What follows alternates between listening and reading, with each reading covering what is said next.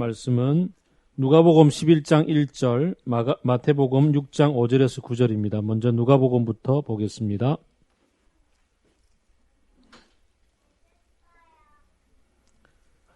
누가복음 11장 1절 한 절입니다. 다 같이 읽도록 하겠습니다. 시작. 예수께서 어떤 곳에서 기도하고 계셨는데 기도를 마치셨을 때에 그의 제자들 가운데 한 사람이 그에게 말하였다. 주님, 요한이 자기 제자들에게 기도하는 것을 가르쳐준 것과 같이 우리에게도 그것을 가르쳐 주십시오. 아멘. 마태복음 6장 5절에서 9절입니다.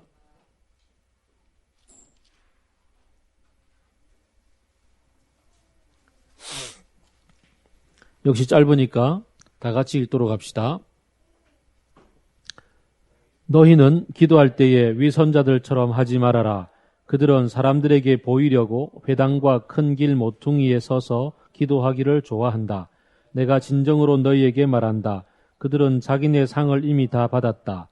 너는 기도할 때에 골방에 들어가 문을 닫고서 숨어서 계시는 내 아버지께 기도하여라. 그리하면 숨어서 보시는 너의 아버지께서 너에게 갚아주실 것이다. 너희는 기도할 때에 이방 사람들처럼 빈말을 되풀이하지 말아라. 그들은 말을 많이 하여야만 들어주시는 줄로 생각한다. 그러므로 그들을 본받지 말아라. 하나님 너희 아버지께서는 너희가 구하기 전에 너희에게 필요한 것이 무엇인지를 다 알고 계신다. 그러므로 너희는 이렇게 기도하여라. 하늘에 계신 우리 아버지, 그 이름을 거룩하게 하여 주시며. 아멘.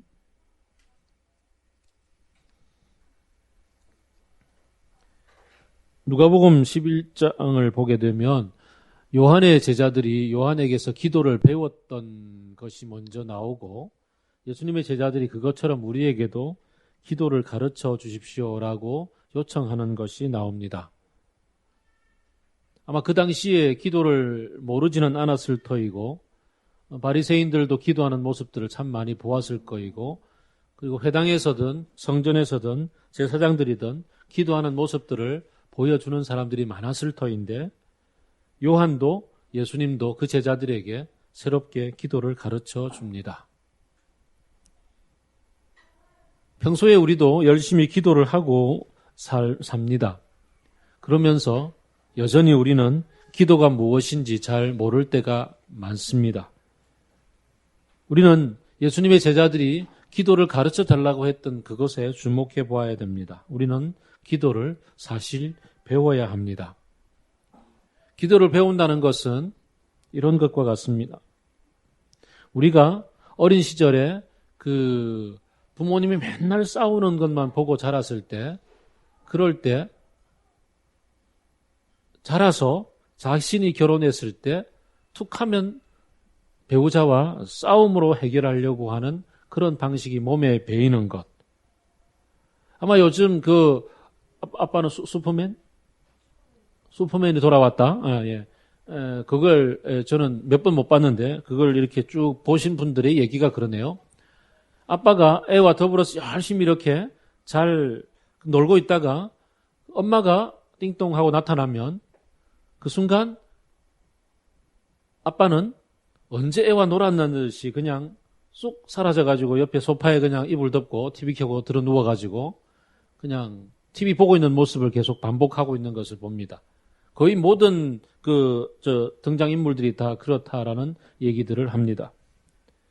이 땅에서 아빠로 살아가는 모습을 우리 아빠로부터 배웠습니다.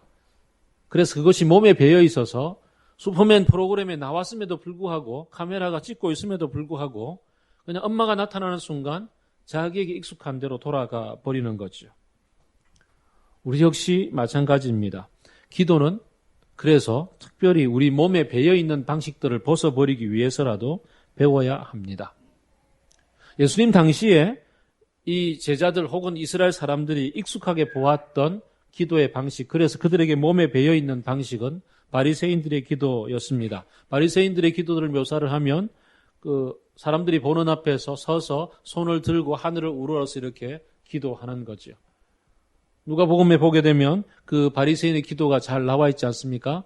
그 속에 보게 되면 손을 들고 서서 하나님, 제가 저기 있는 저 세리와 같지 않음을 감사합니다. 저는 1회에 2번씩 금식하고 소득의 11조를 꼬박꼬박 내고 저기 있는 저 토색, 불이 간음하는 저 사람들과 다른 것을 감사합니다. 이렇게 기도하고 있는 바리새인의 모습을 보게 됩니다. 금방 제게 지적당했던 사람도 있죠. 토색, 불이, 간음.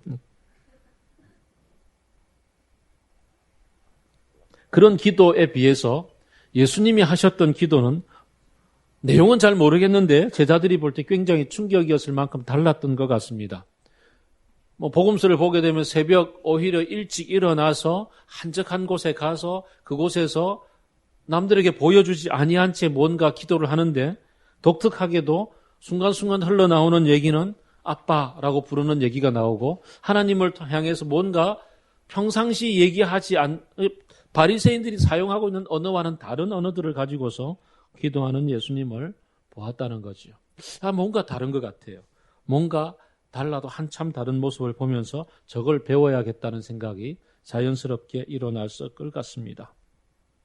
우리가 잘 알듯이 하나님은 인격이시고 인격이신 하나님과 기도한다는 것은 하나님, 그 인격이신 하나님과 인격적으로 사귀고 교제한다는 것일 터인데 우리가 그 인격이신 하나님과 만나서 교제하는 것이 무엇인지를 실제로 이렇게 성도들과 함께 나누고 대화를 해볼 때 다들 잘 모르는 사람들이 아는 사람보다는 좀 많은 비율을 차지하는 것 같아서 우리 역시 기도를 배워야 할 것 같습니다. 어떻게 하는 것이 인격적으로 서로 사귀는 기도인가?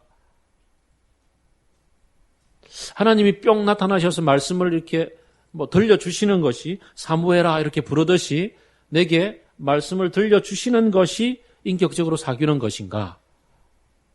아니면 무슨 신비한 아주 방언과 혹은 불받는 체험을 하면서 아주 온몸이 불타오르는 뜨거움 속에 젖어드는 것이 그것이 응답받는 기도의 어떤 얘기인가? 우리는 좀 헷갈릴 때가 많습니다. 그 가운데 인격적으로 교제한다는 것은 무엇인가? 배워야 할 아주 중요한 시간에 와 있는 것이죠. 마태복음에서 예수님은 이제 기도를 가르쳐 주시면서 이런 것은 기도가 아니다라고 먼저 얘기를 합니다.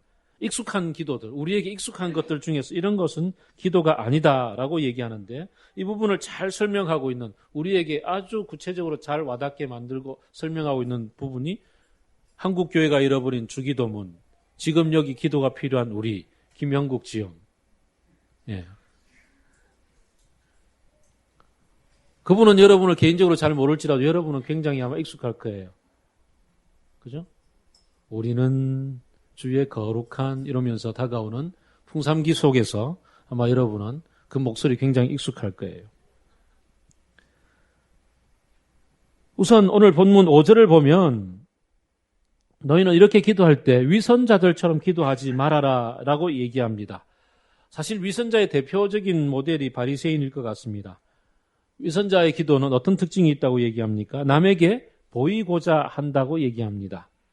자신을 드러내고 높인다는 측면이 있겠죠. 위선자는 자신의 목적을 달성하기 위해서 남들 앞에서 연기하는 사람을 뜻한다고, 연기하는 사람이겠죠. 그 당시에 바리새인들이 사람들 앞에 서서 손들고 그렇게 기도하는 모습들, 아주 위선자의 대표적인 모습이라고 할 수가 있습니다. 저는 제가 강도사 시절에 있었던 교회에 우리 교회의 한 절반만한 그런 기도실에서 새벽 기도를 매일 했었는데 그때 새벽 기도 맨 앞자리에 앉아 계시는 한 권사님의 기도를 잊지 못합니다.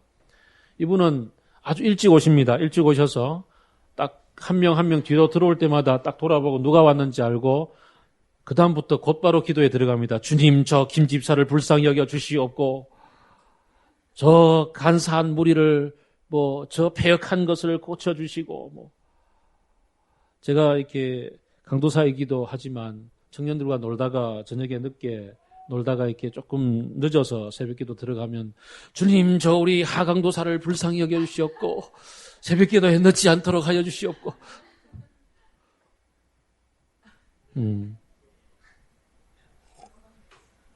위선자의 기도 중에 대표적인 모습 중에 한 모습을 봅니다. 물론 이분은 정서적으로 굉장히 힘든 분이에요. 그럼에도 불구하고 참 봉사를 참 많이 하셨고 그래서 성도들에게 어려움에도 불구하고 권사로 인정을 받고서 이렇게 권사로 살아가시는 분임에도 불구하고 정서적으로 힘들어서 이런 얘기를 많이 합니다.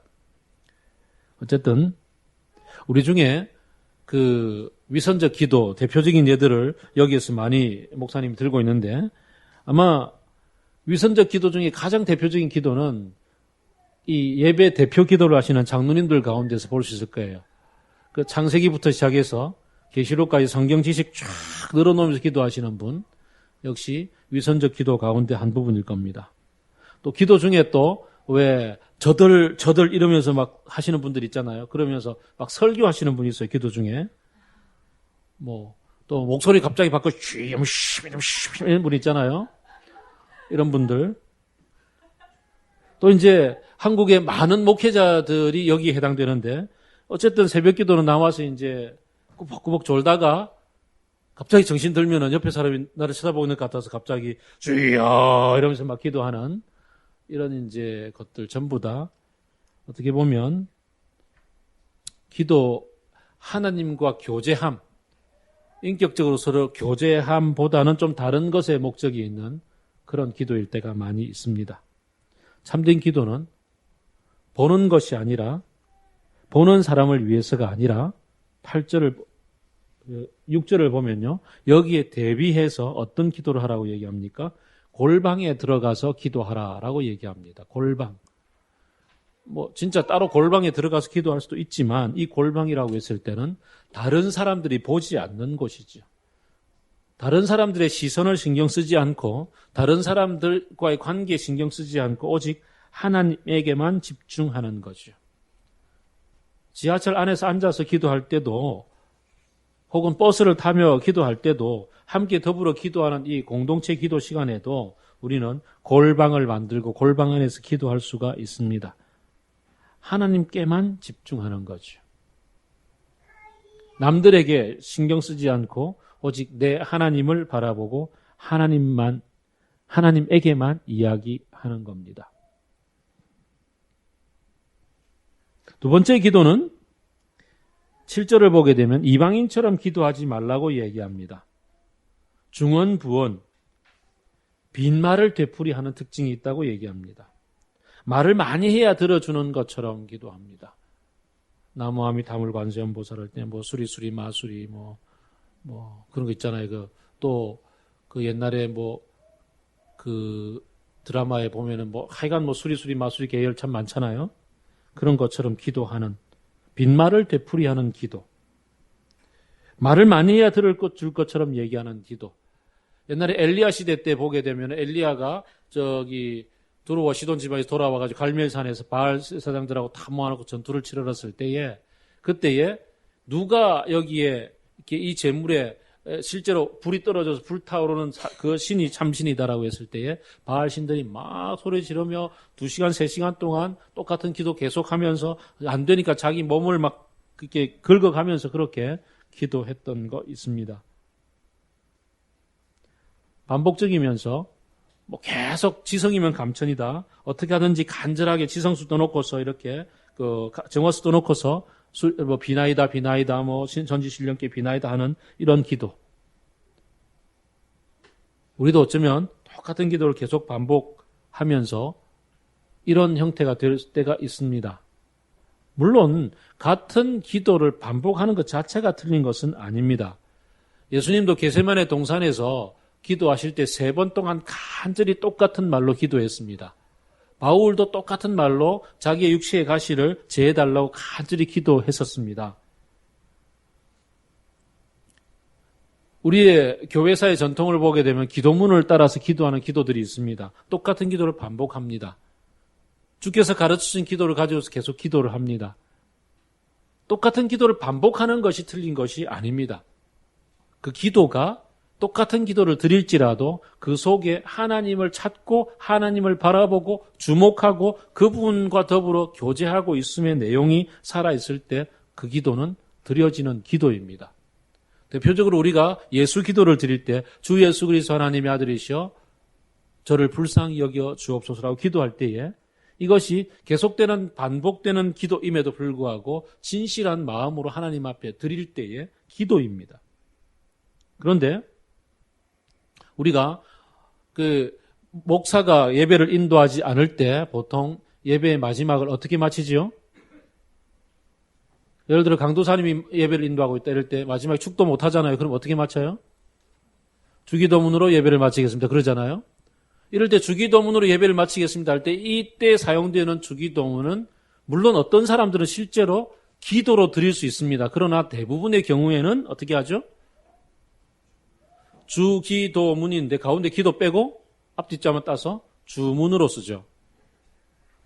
예배를 마치는 주문인 거죠. 예배가 이런 어떤 특정한 양식이 없으면 끝나지 않는 것으로 우리는 문화적으로 길들여져 있는 거죠. 그래서 축도라는 형태로 마치든지 아니면 주문으로 마치든지 둘 중에 하나를 택해야 한다고 할 때 이때는 바로 이 이방인의 기도, 중언, 부언에 해당된다고 할 수가 있습니다.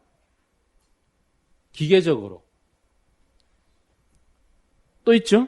대표적인 경우 우리가 일상생활 속에서 대표적인 기계적인 기도가 어떤 게 있을까요? 그렇죠. 식사기도죠. 저도 그럴 때가 참 많음을 솔직히 고백합니다.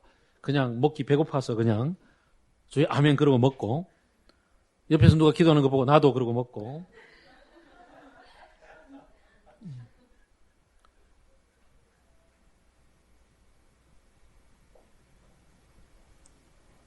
또 지성이면 감천 모드 중에 아주 중요한 동기가 금식기도 이런 것도 있을 수 있습니다. 금식기도가 하나님과의 교제 가운데서 진실되어질 때는 나의 모든 것 내려놓고 오직 주님만 바라봅니다라는 그러한 간절함과 모든 것을 내려놓음, 오직 골방에서 주님만을 바라보며 한 방법입니다. 아주 중요한 주님과의 교제의 한 방법이 됩니다. 그러나 어떤 사람들의 경우에는 이 금식기도를 단식 투쟁으로 사용할 때가 있죠. 주님 앞에 단식 투쟁을 할 때 이럴 때 역시 이방인의 기도에 해당될 수가 있습니다. 그럴 때 8절을 보게 되면 그 대신에 뭐라고 기도하라고 얘기합니까? 빈말을 열심히 해야만 들어주시는 분이 아니다. 거기에 해당되어지는 예수님의 말씀은 너희 아버지께서는 너희가 구하기 전에 너희의 필요한 것이 무엇인지를 이미 알고 계신다라고 얘기합니다. 이미 아시는 아버지께 나아가서 아빠라고 얘기할 때에 우리 주희가 이제 진주에서 살다가 돈이 떨어졌어요. 그때 아빠도 돈이 없는 걸 알아요. 그러면 그래도 불구하고 돈이 필요하니까 1분에 한 번씩 아빠 돈 필요해, 아빠 돈 필요해 이렇게 계속 문자와 트윗과 그다음에 또 페북과 모든 그다음 카톡을 다 동원해서 아빠 돈 필요해, 돈 필요해, 돈 필요해 이렇게 보내면 빨리 보내줄까요?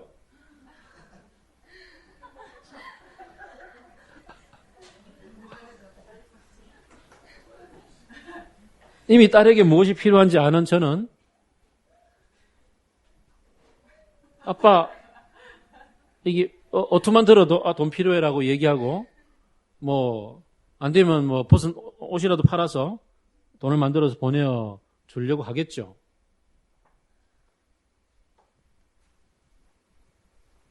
그런 아버지를 만나러 가는데 중언 부언이 필요할까? 격식을 갖추고서 거룩하시고 위대하시고 그런 것들이 필요할까? 우리는 생각해 볼 수가 있습니다. 그리고 오늘 본문에서는 이렇게 구체적으로는 등장하지 않습니다만 아주 중요한 한 또 부류가 우리 기도하는 데 있음을 알게 됩니다. 그것은 이신론자들이라고 할 수가 있습니다. 이성신론 이렇게 얘기할 수도 있는데 이신론은 하나님은 천지를 만드셨다. 만드시고 난 다음에는 사라지셨다. 이 땅에는 스스로 돌아가도록 자율적으로 만들어 놓았다. 그래서 사람은 스스로 개척하고 자기 인생을 살아야 되고 만물은 나름대로 자기들 나름대로 돌아가는 방식이 있는 법이다. 하나님은 절대 간섭하지 않는다. 이 신론자들이 드리는 기도는 단 하나 있습니다. 하늘은 스스로 돕는 자를 돕는다.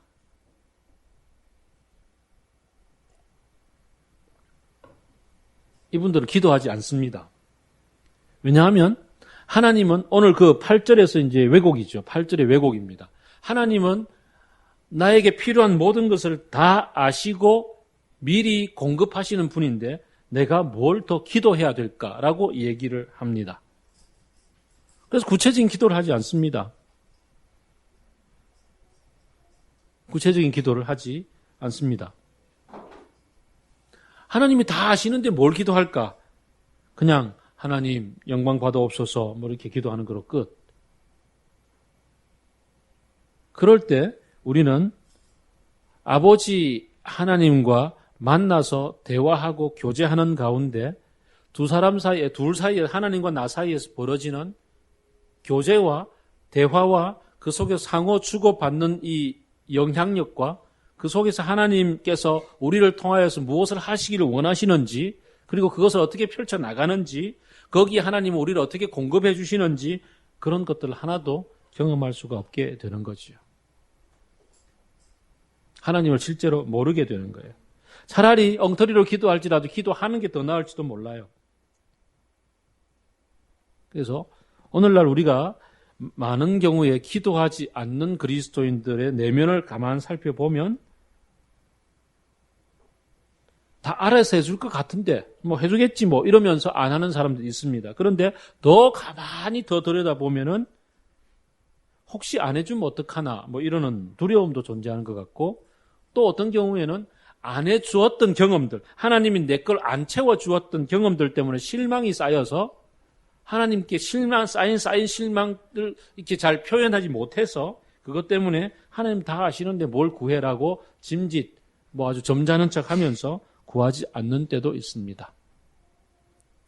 이건 이제 네 번째 경우에 해당되겠죠. 실망이 쌓였을 때. 하나님과의 만남 속에서 들어주지 않는 하나님에게 실망이 쌓였을 때 기도하지 않는 사람들이 또 의외로 많습니다. 하나님은 실망이 쌓인 사람들에게 오늘 아주 중요한 말씀 하나를 들려주십니다. 6절입니다. 너희는 기도할 때 골방에 들어가서 문을 닫고서 기도를 하는데 하나님을 묘사하기를 숨어 계시는 하나님이라고 얘기합니다. 숨어 계시는 내 아버지께 기도하라. 그러면 숨어서 보시는 너의 아버지께서 너에게 갚아주실 것이다 라고 얘기합니다. 하나님이 나와 함께 그 골방에 계시는데 숨어 계시는 거예요. 눈에 안 드러나는 거예요. 안 보이는 거예요. 느껴지지 않는 거죠. 여기에서 이제 우리 중요한 것은 숨어 계신다는 사실을 알아차리는 거죠. 이거야말로 믿음의 눈이요, 믿음의 감각인 거죠. 하나님이 계신다는 거죠. 나와 함께 계시며 내가 기도 드리는 이 순간에 그래서 주여를 삼창 안 해도 목소리 크게 해서 주여 하고 부르짖지 않아도 주님은 숨어 계셔서 나와 함께 그 자리에 계시기 때문에 은밀하게 얘기하는 기도마저 들으시는 분이라는 사실을 나는 믿음으로 받아들이고 믿음의 눈으로 보고서 그 숨어 계시는 하나님의 숨결을 느끼면서 기도하는 거죠.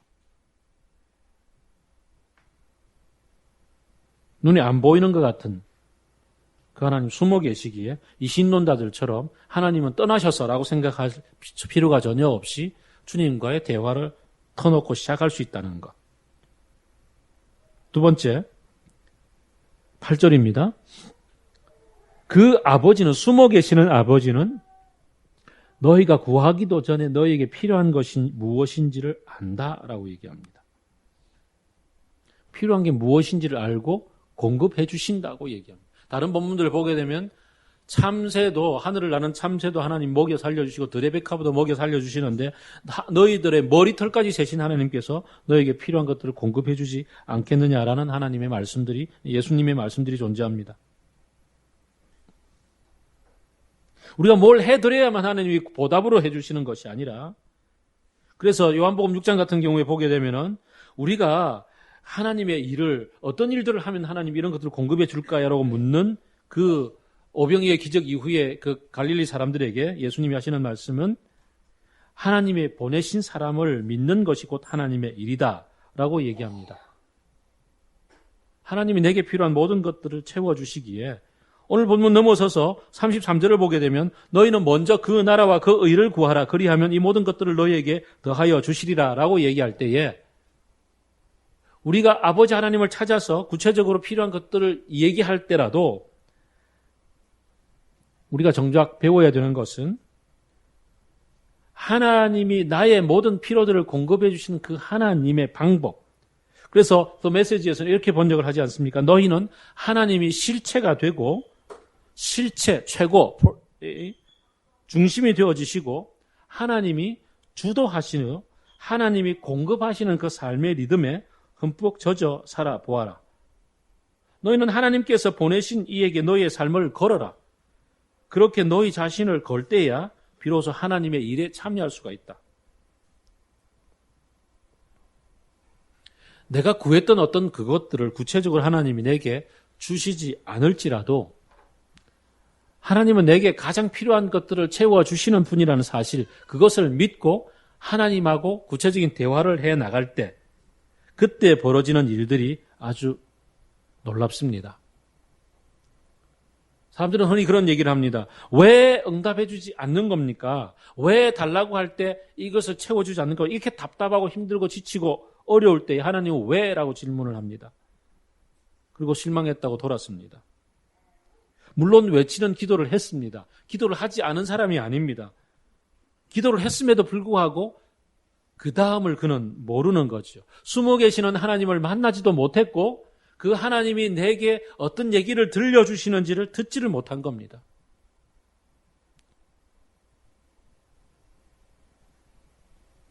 마치 이런 것과 똑같죠. 우리 딸이 학교에서 필요한 여러 가지 것들을 이렇게 아빠에게 달라고 얘기를 하기 위해서 아빠 방문을 꽉 열고는 아빠 얘기 딱딱 하고 가버렸어.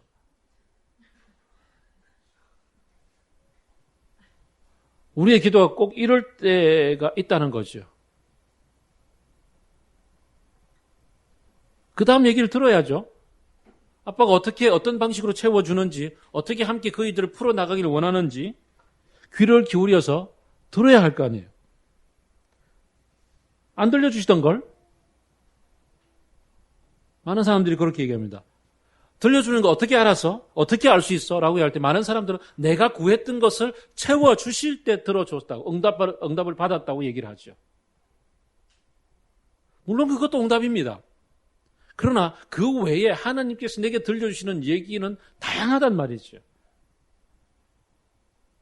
다양한 얘기를 전혀 듣지 않고서 내가 구했던 그 방식대로 들려주지 않을 때는 전부 하나님 안 들어주어서라고 얘기한다면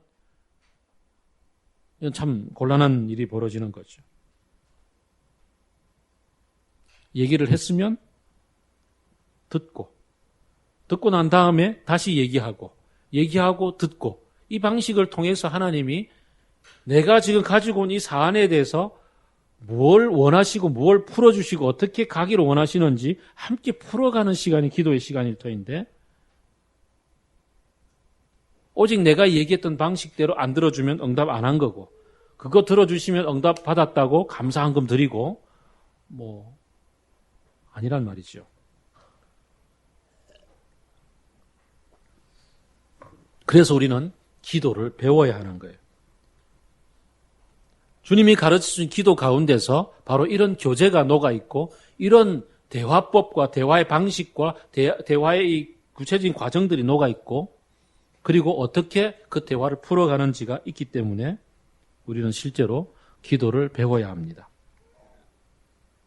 9절부터 너희는 이렇게 기도하라 라고 시작을 합니다.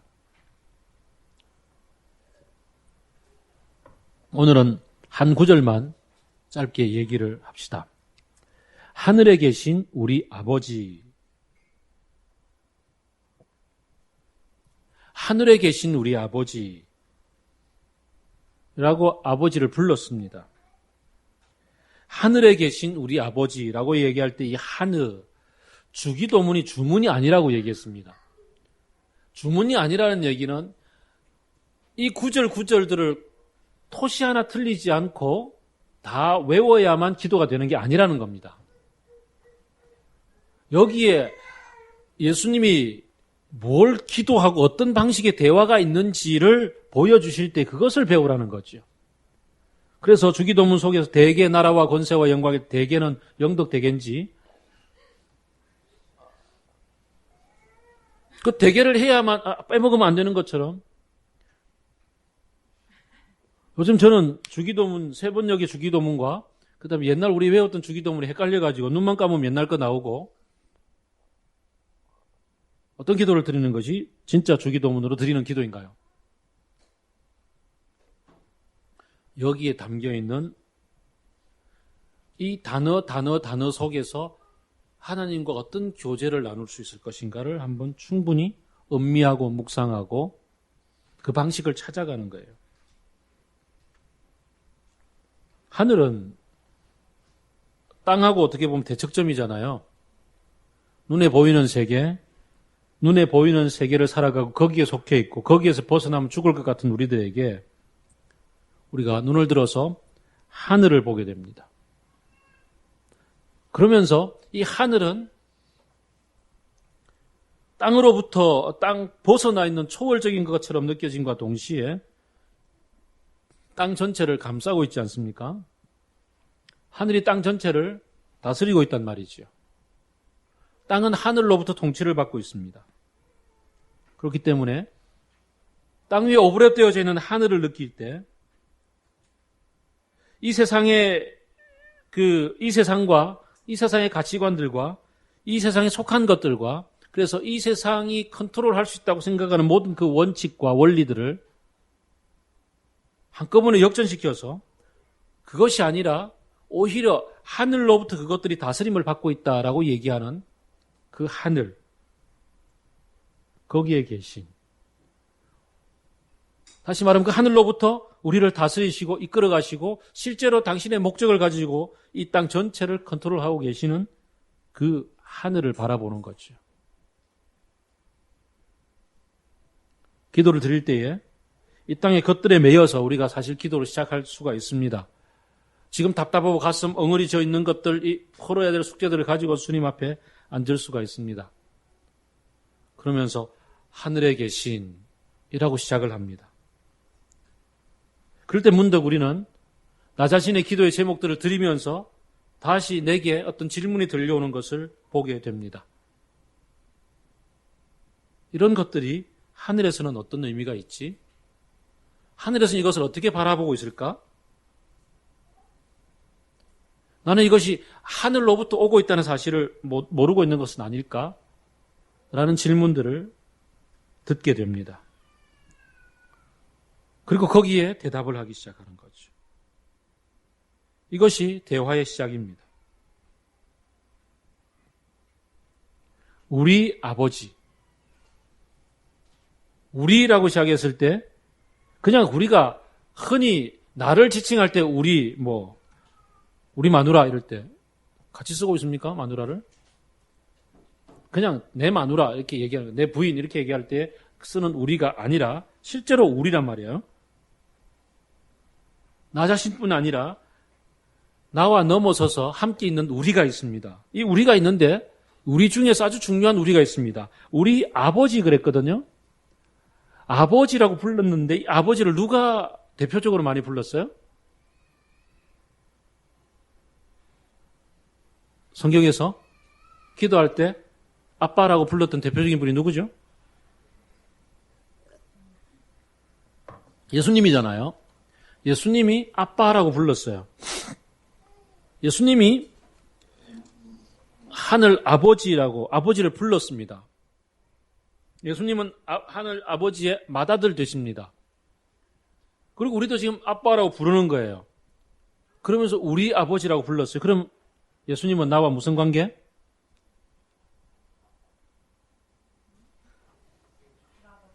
그렇죠. 브라더이죠. 우리 형님 되신 예수님. 우리 오빠 예수님. 드디어 이단 출몰 이런 건가요?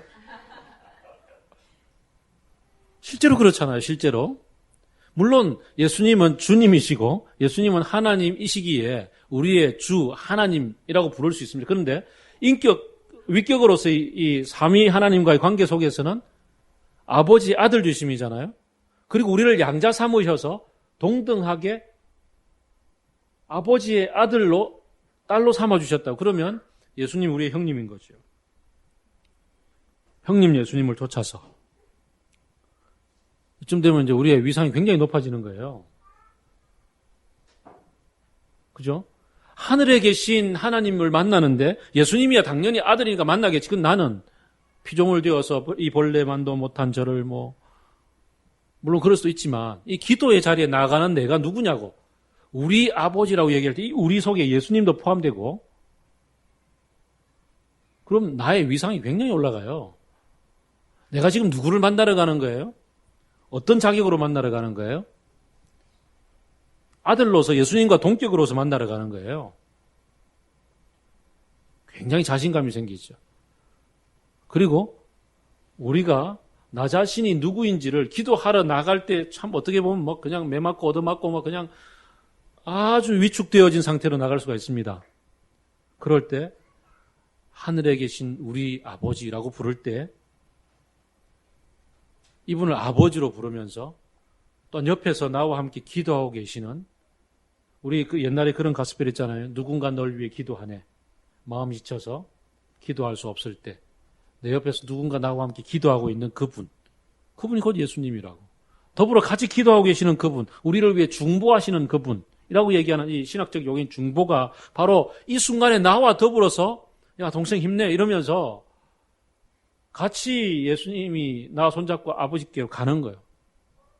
이런 자리가 기도의 자리라는 사실을 알게 될 때 뭘 구하기 이전에 나 자신이 내 속에서 뭔가 달라지는 걸 느끼잖아요. 그리고 더불어서 우리라고 했을 때는 나 홀로만 있는 것이 아니라 예수님과 더불어서 함께 가고 있는 여기 있는 우리가 있는 거죠. 공동체가 있는 거죠. 이 공동체는 우리의 시각을 새롭게 보게 만들죠. 아주 이기적인 기도를 하다가도 더불어 같이 기도하고 있는 이 옆 사람을 보게 될 때 우리는 다른 시각을 갖게 됩니다.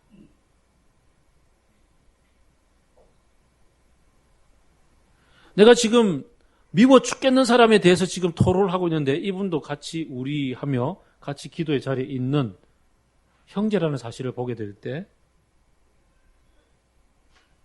다른 질문을 듣게 되죠. 그 질문에 대한 대답을 하게 되는 거죠.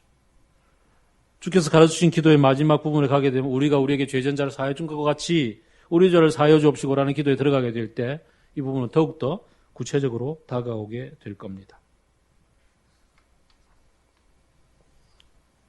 그리고 그 아버지께 가지 않습니까? 사실 지금까지 우리는 세상에 종로로 타고 살았고 매여 살았고 이거 없으면 안 되는 것처럼 목구멍이 포도청이라서 그렇게 붙어 살았던 삶이었는데 여기에서 벗어나서 아버지 아들로서 다윗에게 주셨던 그 말씀 있잖아요. 사무엘하 7장에 보게 되면 나는 너에게 아버지가 되고 너는 내게 아들이 되리니 다윗을 하나님이 아들로 삼아주셨고 그래서 그 위를 영원하게 이끌어가게 하셨다고 말씀하셨고 예수님에게도 동일하게 세례받고 올라오시는 예수님에게 마가복음 1장 10절 같은 경우 보게 되면 너는 내 사랑하는 아들이라 내가 너를 좋아한다 이런 말씀하시잖아요. 그 말씀과 동일한 그 아버지가 내 아버지요. 내가 그 아들 되어서 하나님이 하셨던 그 놀라운 일 세상의 죄로부터 벗어나서 거기에 묶여있던 우리들을 해방시키셔서 자유를 부어주시며 거기에서 벗어나서 살 수 있도록 하나님을 아버지라 모시며 그 다스림의 세계 속에 살아갈 수 있도록 이끌어 가시는 그 아버지를 부르면서 기도의 자리로 나갈 때 내가 지금 가지고 나왔던 이 기도의 제목들, 답답한 마음들, 기타 모든 것들이 다른 시각으로 보이기 시작하는 거죠.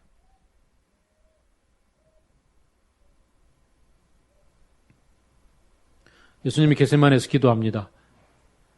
할 수만 있다면 이 잔을 내게서 옮겨 주옵소서 라고 기도했지만 그는 기도 가운데 그의 기도가 바뀌어가면서 점점 그 고통, 땀방울이 핏방울이 되며 쏟아지는 그 고통을 뚫고 나서 결국은 그가 고백했던 기도는 그러나 내 뜻대로 마시옵고 아버지의 뜻대로 하옵소서. 라고 기도가 바뀌어져 가는, 예수님의 그 기도가 바뀌어져 가는 것이 형님 되신 예수님이 하신 그 기도를 쫓아서 우리가 이제 그 기도로 바꾸어져 가는 것을 보게 되는 것이죠. 예수님은 겟세마네 동산에 제자들을 초청하셔서 가셨습니다. 베드로, 야고보, 요한을 데리고 가셨습니다. 그리고 함께 기도하자고 초청하셨습니다. 바로 그 기도를 하자는 거죠.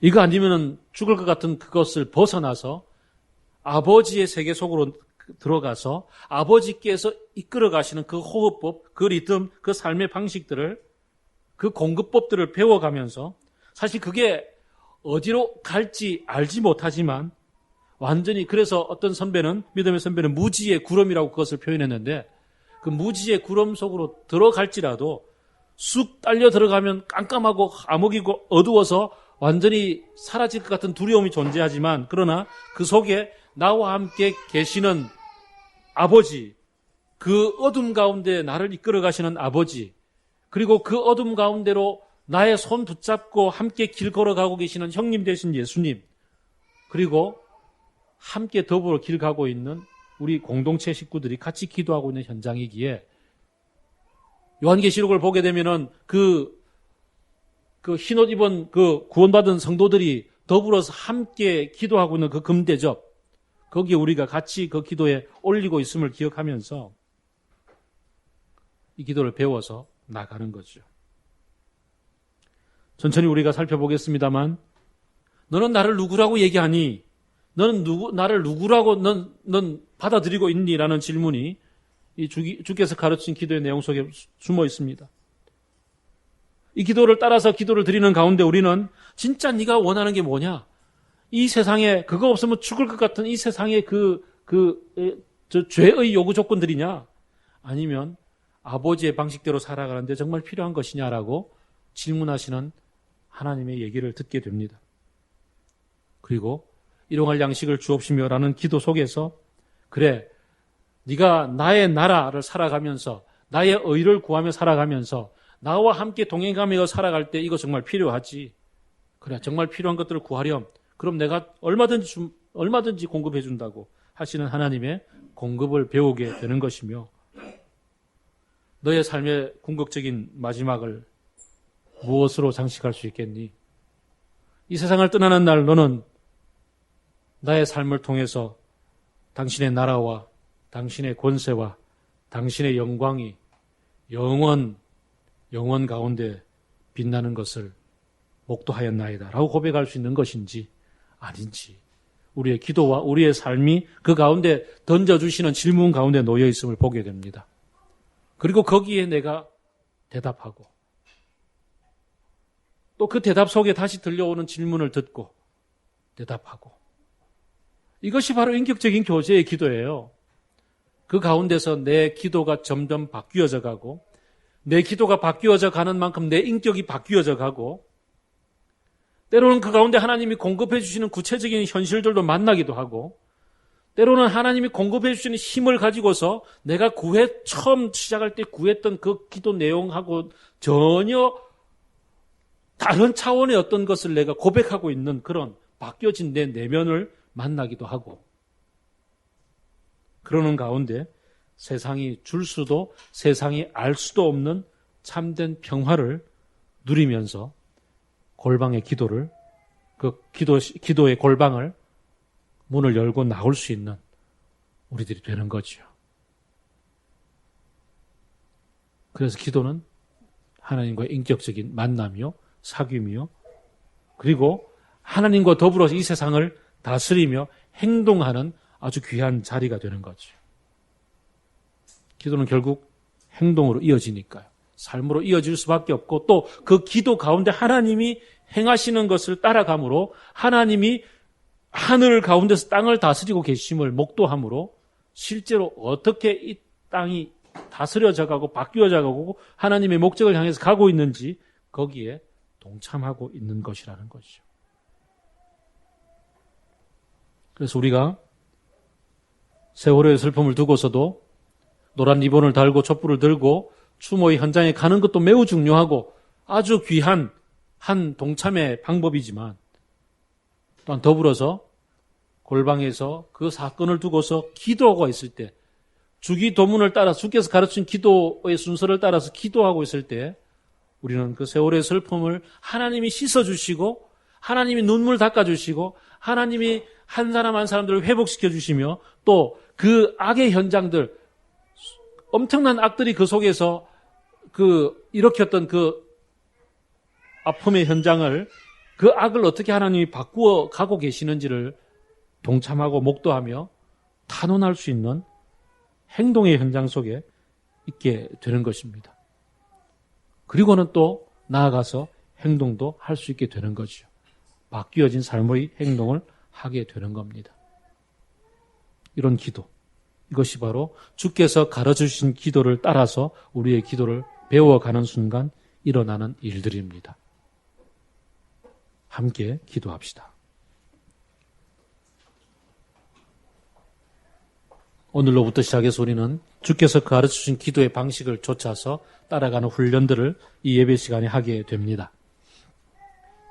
오늘부터 우리는 일주일 동안 기도하면서 하늘에 계신 우리 아버지, 이 구절 하나하나를 묵상할 때에 우리의 기도가 어떻게 바뀌어져 가는지를 매일매일 큐티 시간이든 밤에 하는 기도의 시간이든 혹은 정말 틈 흘려서 출근하는 시간에 드리는 기도이든 또 정말 시간을 따로 떼어서 골방에 들어가서 기도하는 시간을 갖고서 결심하고 기도함으로 하나님 나라의 변혁의 삶에 동참하는 저와 여러분이 되기를 바랍니다.